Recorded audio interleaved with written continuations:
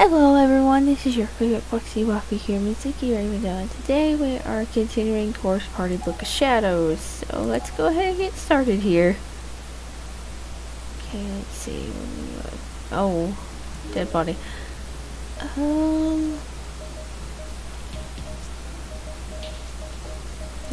What? What? Mouse. Let's go over here.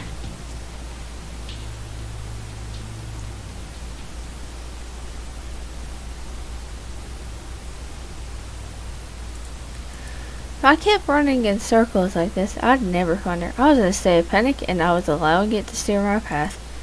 Frustrated with the situation, and with myself for choosing to give up and head back empty-handed, I forced myself to stop and turn.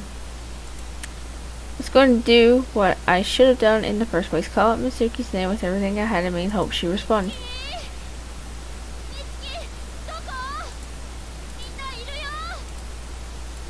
No answer. Just the cold, lonely sounds of rain and wind bearing down this old, dilapidated building. This may have been a very large school, but sound traveled well in here. If she were anywhere in this hallway, I'm sure she would have heard me. And if she were just here only minutes ago, she definitely should have been around now. Could something have happened to her? The world may never know. Nothing here. Okay.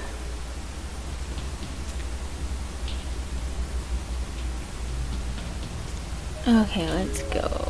Let's keep going on our path that we was going on. Da da da da da da da da da. Then head here.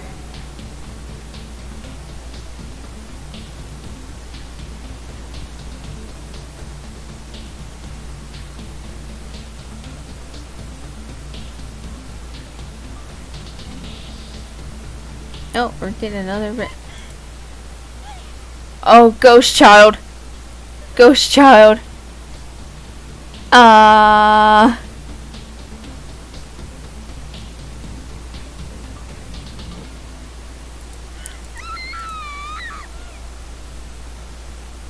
It's the ghost child. Okay, okay, okay. We'll leave you alone, ghost child. Oh, jeez. Oh, boy. Okay. We're good. We're good. We're good. We're good, we're good, we're good, we're good.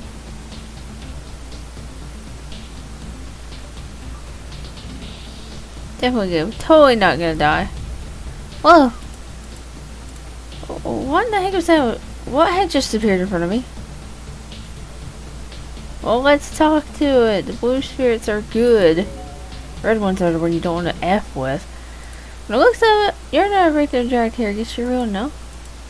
Well, I'll tell you now. There's no escape from this school. There's nothing to be gained here but despair. Though if you've got iron will, you might be able to survive for a little while at least. Here, you should have this. It'll help keep the wandering spirits at bay, though it only works once. So take it. Get out there and fight like heck. Stay alive as long as you possibly can. Spirit banishment lying on the floor below. Where it had been was a gemstone. Specifically a violet colored gemstone, probably an amethyst. So I can use this to keep the wandering spirits at bay one time, huh? I guess he meant the full body ones, or it would have kept him at bay too. Either way, with this gem, I felt like I could actually get back to my friends quickly. I was as hopeful as one could expect, all things considered. Yay! Of course, he also said there was no escape from here, but it was my prerogative to believe what I wanted to believe and ignore what I wanted to ignore. Okay, so now we gotta go back up the stairs.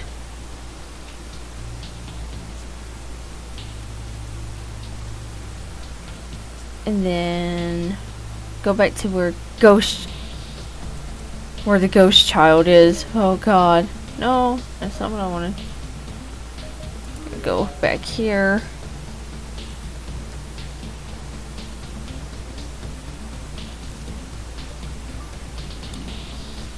Okay. Got this. Okay. Now to examine the ghost child. Appears to be the ghost of a young boy. Use the amethyst. Have the amethyst in front of me and approach the spirit. Oh, thank God. And incredibly, it actually worked. Both the ghost and Jim faded and disappeared. The stairwell was now free to be traversed. Yay!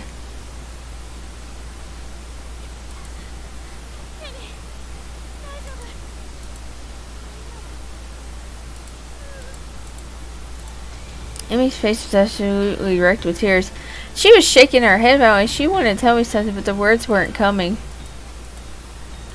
I had a really bad feeling about this. I ran past her to the bathrooms to where Katayama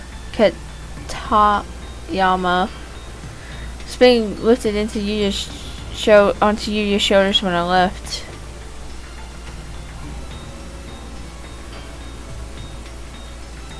Why? Katayama was back on the floor right where we'd set him down when his whole ordeal began. Why wasn't he on Yuya's shoulders?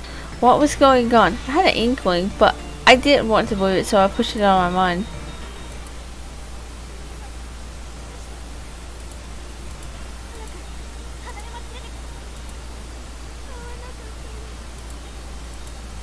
Oh shit.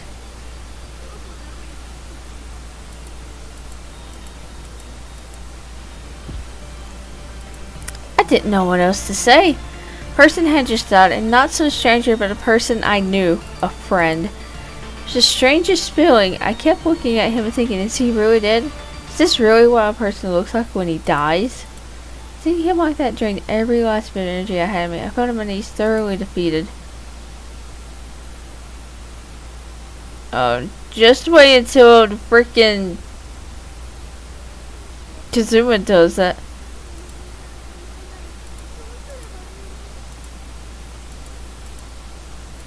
Amy and I couldn't stay near the body. We'd gone down the second floor where we picked a corner and just stood there trying to recompose ourselves. Yuya looked to stay with Okawa on the third floor. I guess to try and break him from his shock and help put some distance between him and Katayama. None of this felt real. Or maybe I just didn't want it to be real. It was a nightmare. It had to be. I'd just sit up in my bed and it would be all over.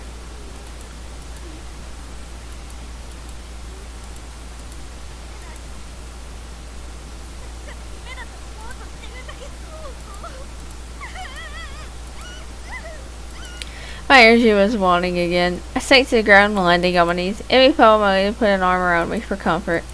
Friend had just died. He just died! God, why?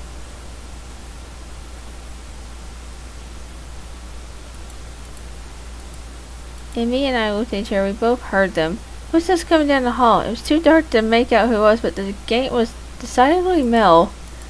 Two of us slowly and quietly rose to our feet, hid around the corner and peeked out, both terrified and curious as to whom or what we might see.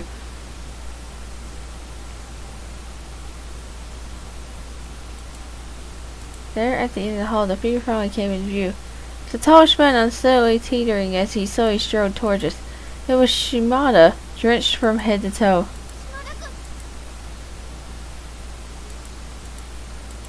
We shot forward and intended to run toward him, but I grabbed her arm and held her back without even thinking about it.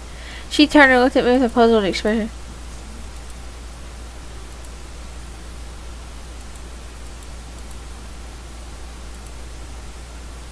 Ugh.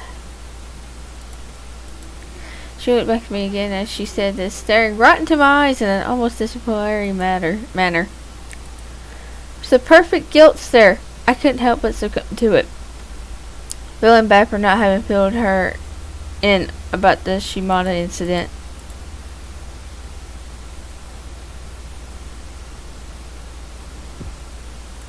Trying to continue his slow, wet walk down the hall, then all of a sudden, for no discernible reason, he simply fell forward, landing on his knees.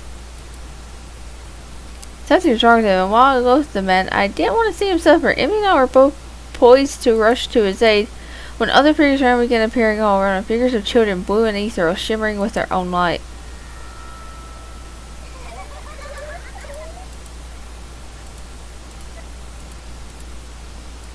We could barely even see Shimano from our vantage point anymore, as his body was obscured almost completely by the backs of these ghost children. He wasn't moving though, so it didn't seem like they were doing anything to him, but then he wasn't moving at all, which seemed highly suspicious. It occurred to me that maybe we should try to save him. I inched forward. He was still in exactly the same position he had been in when he fell to his knees. He literally hadn't moved at all. Was he unconscious? Emmy and I looked at one another and nodded. It was a silent signal to move forward and do whatever we could to help. That's a bad idea, guys. The children vanished as we approached, revealing a horrific sight. Shimano's stomach had been flayed wide open. He was dead. The knife he pointed earlier was just sitting from the wound. It was almost almost ceremonial, like that of a samurai who thrown himself on his sword.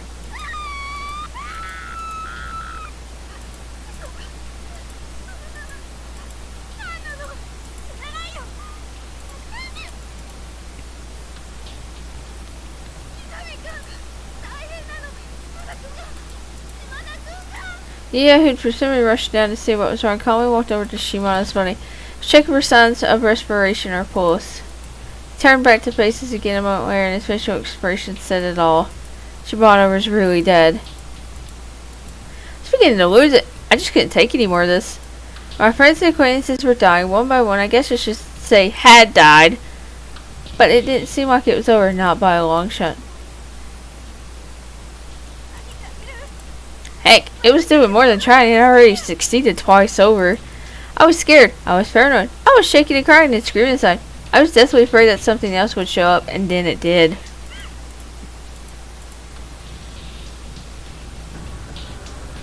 There was a little girl in a red dress standing between us and the third floor staircase. Couldn't make out the expression on her face through her bangs, but I could literally feel the hatred in her eyes as she stared into our souls. Then she turned around and slid up the staircase into the third floor hallway.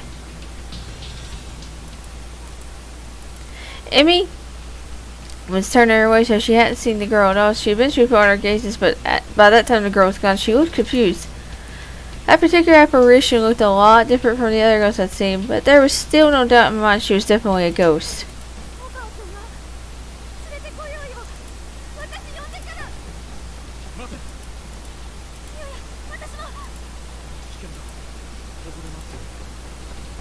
Dangerous. Well, that is the direction the girl in the red dress went, and I guess Yuya didn't want me to be put in harm's way. I watched his back recede into the darkness as he chased after Emmy. Oh God. I can only imagine what's going on right now.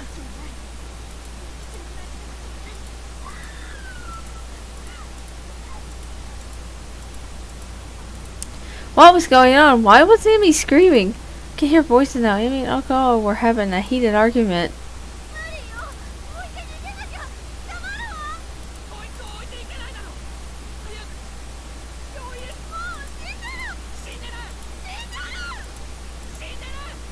Oh, shiz! Leave him and run, we'll get caught. That ghost girl must be pursuing them.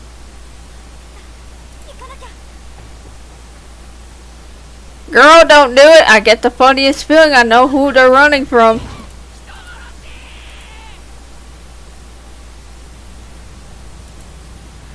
Kitama's body was sprawled unceremoniously on the landing halfway up to the third floor along with Okawa.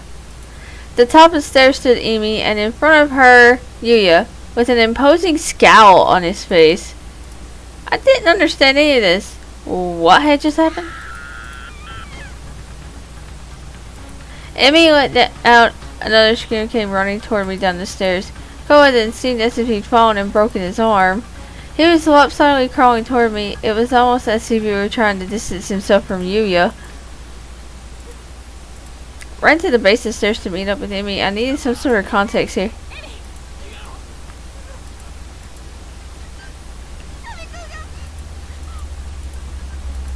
Got stuff at you, but his face was shrouded in darkness. I couldn't make out any expression at all. Cole seemed to have reached his breaking point. He shot to his feet and took off behind me toward the second floor as fast as he could. You kicked the Kawa down the stairs. Why? So he walked down to the landing. He was neither concerned nor scornful. His face was a blank slate. As soon as he reached my level, he bent down and began fiddling with Katayama's body, raising the arms and letting them drop, wiping blood from the ears and nose, then looking at it as if studying a specimen under a microscope. What the heck? He was enjoying this. I finally got to see the emotion written clear on his face, and it was elation. How is this not some crazy dream? Here's began spinning. I was trying confused, and I don't even know what else.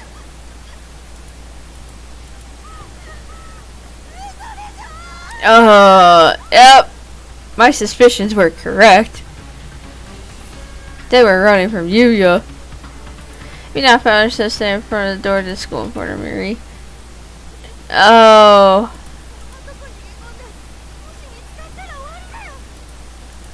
Poor girl was frantic. I can't say I blamed her, but well, something about this whole situation just didn't feel right to me.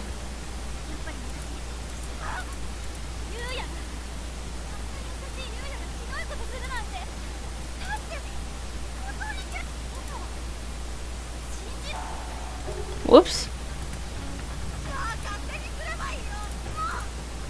That enemy pushed me out of the way and ran past me toward the stairway to the first floor.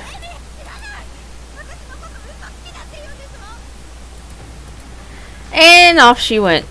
So I separated from everyone of my friends, but was I really in danger? I mean, I was, but from Yuya? That just didn't seem right. Or more likely, I didn't want it to be. I want to believe that this was all a misunderstanding. My legs were shaking and my head was swimming. I just stood there, unsure of where I would go or what I should do.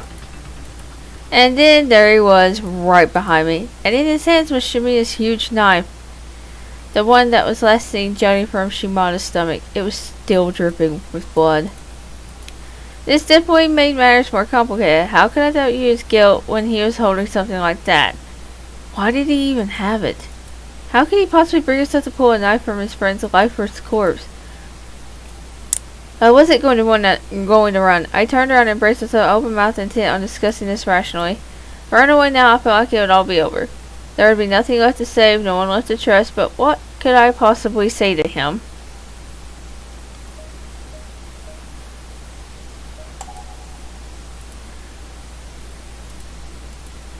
My body was still visibly shuddering, my voice was breaking. I'd unconsciously taken an accusatory tone with him, which was not at all what I wanted, but it was too late to take that back now. I'd hoped he didn't notice, but he did. As soon as the word "why" slipped from my lips, his eyes glazed over. It was as if all the spark of compassion I'd seen there before was tapped and drained, leaving behind nothing more than an empty container.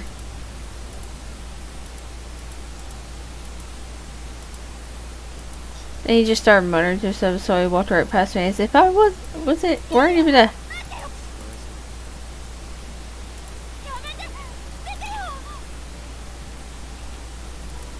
No, I couldn't let this go on.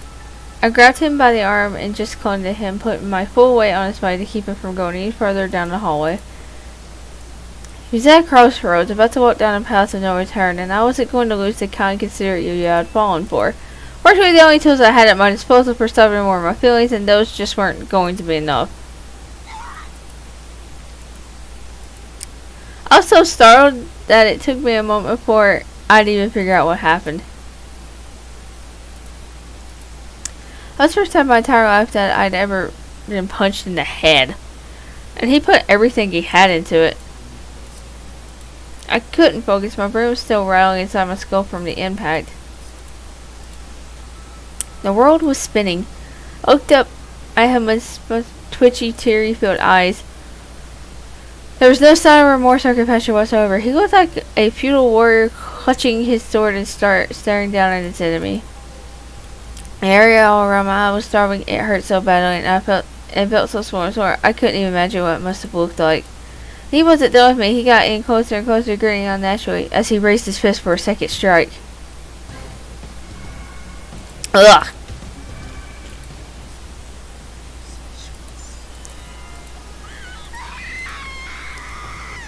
Help!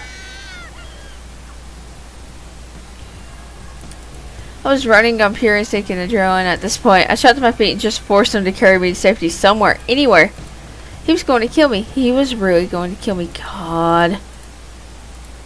I felt something rattling around and coming around, so I spit it out into my... It was white. Single white tooth with blood red highlights at its root. That maniac had actually knocked out one of my teeth. He was there, just behind me. I panicked, tripping over my feet, stumbled to the ground on the landing between the first and second floor. I'd fallen on my backside, dropping my tooth on the ground next to me. I began slinking away from the unroaching figure of Yuya Kizami. Save me, anybody. Save me, somebody, anybody, God, please. I was scooting backwards towards forward, too stiff, sore, and scared to stand, but then my hand brushed across something small and metallic. A key?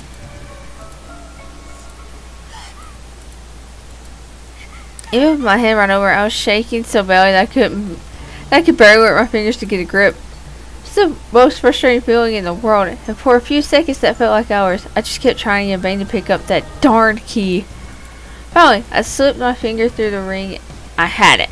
This was my only chance, scrambling to my feet. I somehow slipped past Yuya and ran back up to the second floor as fast as I could. I could force my shaky legs to carry me. I had the key. I could lock myself in. I could hide in the infirmary. Girl, I don't think that... Kizami didn't pursue, not right away. He just stood there staring at the tooth that I dropped on the ground. Staring continually as if trying to make out what he was seeing. Ew!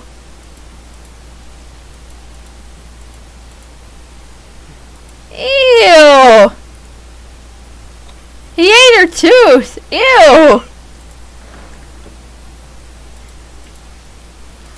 There didn't seem to be any way to lock the door from the inside. I needed to find a hiding place before Yuya showed up. The corner of the room, under the bed, maybe?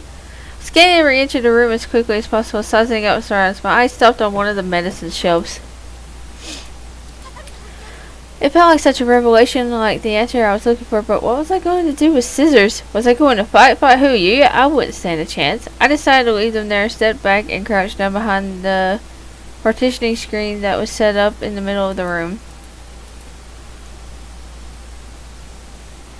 I get the feeling that bad things are about to happen. Ravendale had run back to the bathrooms on the third floor to warn Okawa about the imminent threat that was approaching. Unsurprisingly, he was still crouched on the ground, cradling Kitama's lifeless head in his arms. And he was still stubbornly insistent that if he were to leave that spot, he'd have to carry Kitama with him.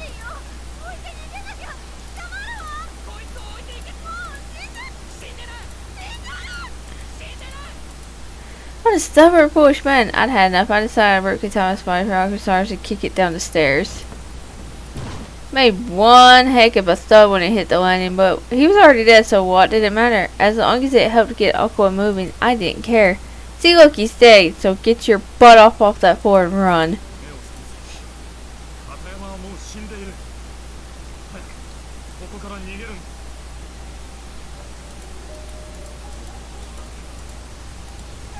Always looking at me, then at Kitama's body, then back at me as if she couldn't make up her mind which was more interesting. But why was she looking at me? Did I have something on my face? Oh, on the other hand, was focused squarely on Kitama. He was tripping over, but I thought he finally understood. Then he turned toward me. Yelled like a madman and ran down the stairs toward his friend's body. He wasn't exactly in his right mind, however, so those last few steps didn't quite go as planned. He tripped and fell quite hard.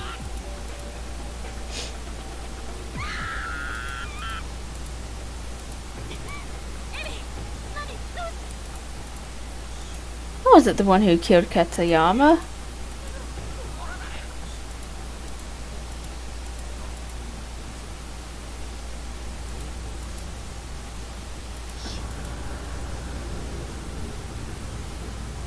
Oh boy.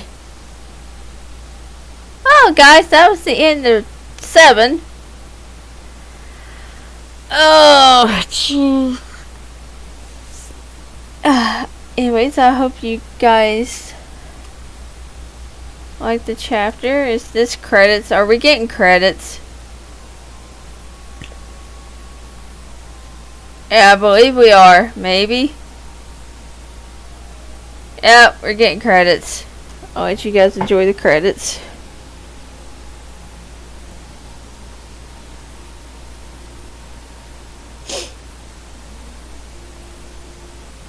Though there is another chapter for me to do after this.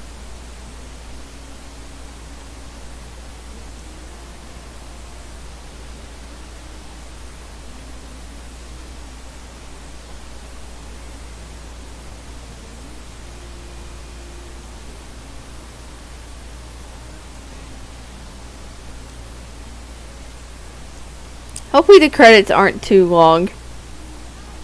That's what I'm hoping for. But this game is... whew.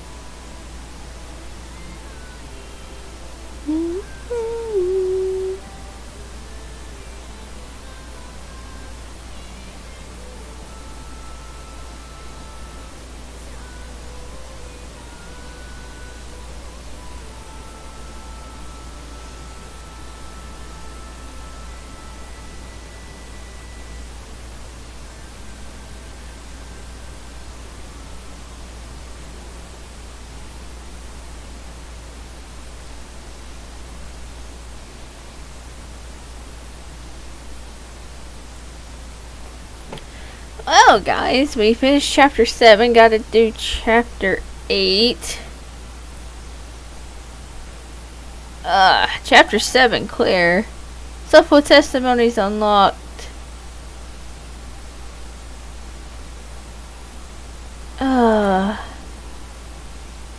Well, I hope you guys enjoyed the video. Make sure to comment, like, and subscribe, and hit that notification bell. And I'll see you all next time. This is your Foxy Baku signing off. Bye, everyone.